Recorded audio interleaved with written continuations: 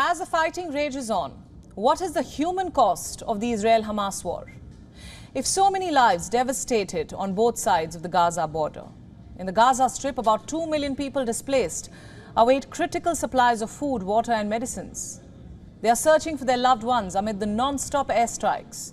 On the other side, there is a desperate wait for those taken hostage by Hamas. An eerie silence prevails in the town of Kibbutz in Israel, paralyzed by the terror unleashed by Hamas. As the war continues, Gaza is on the brink of critical essentials running out. This is a place where suffering and despair have reached unimaginable levels. We don't need help and bring something, food to Gaza. It doesn't help. People dying. Stop bombing. Stop Israel's aggression for Gaza Strip. Aid has still not reached Gaza. Deprivation, destruction and displacement define life in Gaza as of now. Trucks loaded with aid are stranded at the Rafah crossing near Egypt. Despite getting a green light from Israel, it still remains unclear when the delivery of the relief material will start. Washington says the details are still being hammered out. The UN chief visited the Rafah border on the Egyptian side, underlining the urgency. Behind these walls, we have 2 million people that is suffering enormously, that has no water, no food, no medicine, no fuel, that is under fire, that needs everything to survive. Israel's relentless strikes have killed more than 4,100 people. Israel says that it has hit over 100 operational targets of the militant organization in the Gaza Strip. The bombs keep raining from the skies. Much of Gaza has now been reduced to dust and rubble. The people came from Gaza to play. Children playing, looking for a safe place. There is no safe place. None. In the name of God, there is no safe place. No safe place, man. They're dropping bombs on children's heads. But things could get worse. There is a looming threat of invasion. Israeli tanks are standing ready on the border between Israel and Gaza as Israel appeared to be getting closer to a full-scale invasion of the enclave ruled by Hamas. This is the Israeli defense minister saying the invasion will happen soon. Get organized. Be ready. The order will come. Thank you so much, guys. We trust you. Good luck, and we'll meet again. Whoever sees Gaza from afar now will see it from the inside. I promise you. That's a promise.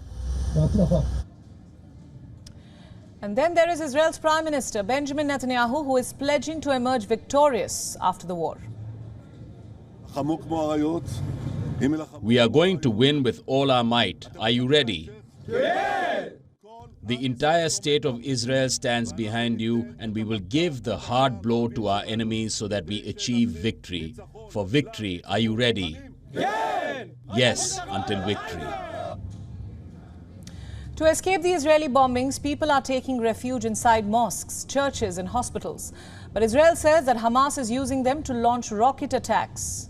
Today, a Greek Orthodox church sheltering hundreds was hit by Israeli strikes.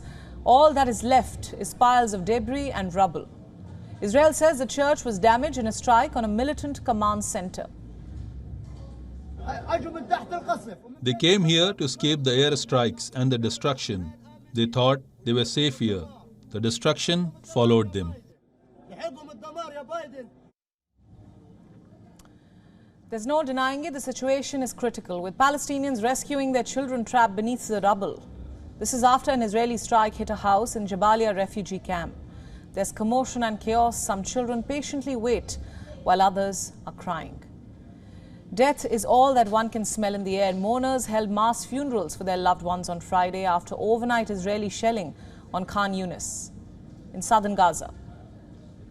On the other side, Kibbutz is the site where it all started in southern Israel. Kibbutz, just 3 kilometers away from the Gaza Strip, was the hardest hit site by Hamas militants. All that is left is destroyed and damaged homes. At least 1,000 people were killed in southern Israel, some in their homes, on the streets, and others at the dance festival. Which they are in now, trying to recover, rebuild the community that was here. Out of 400 people, 1 of every 4 people is either missing or dead. That's a big shot for the community. It was a very close community. It's a one big family. The visuals from kibbutz tell you the tale of what war does to a city. Burnt homes, trash gardens, and blood trails covering the floors of homes.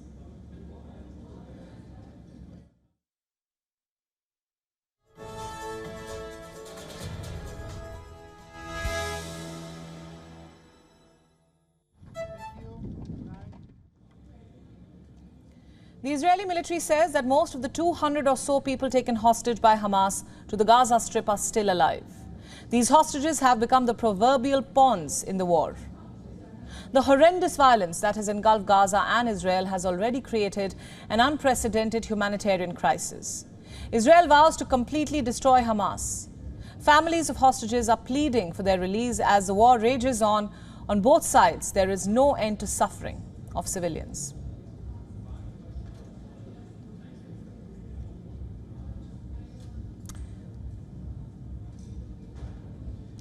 Let's now go across to our correspondent Jody Cohen, who gets us the latest from on ground.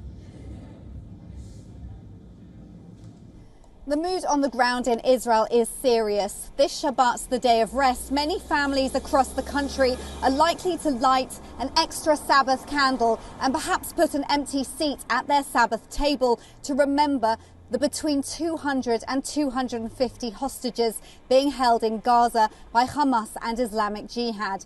Now, I've been speaking to people and there's a feeling of trepidation for many families whose older teenagers are in the army and whose older family members may have been called up, as it's expected that Israel will launch a ground offensive into Gaza to dismantle the Hamas terror group, which is the stated aim of the Israel Defense Forces.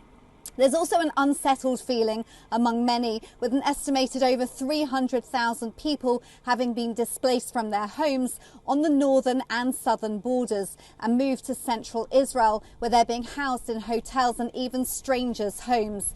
But there's also a feeling of togetherness, with an overwhelming outpouring of support for these families, with thousands of tons of supplies having been donated to help them. And from the conversations I've had, there's also a concern for the civilians in Gaza and a recognition that those in Gaza who don't support Hamas are also suffering. But there's a feeling that Hamas needs to be dismantled, as difficult as it would be, in order to free Gaza from Hamas and ensure Israeli people can continue living without fear of infiltration or running to shelter under rocket fire multiple times a day. And there's also a sense of responsibility, with Israel's airline El Al reporting that around 100,000 Israelis have returned from abroad, including active duty soldiers, reservists and medical personnel, in order to play their part in defending the country. This is Jody Cohen for WION World is One. WION World is One is now available in your country. Download the app now and get all the news updates on the move.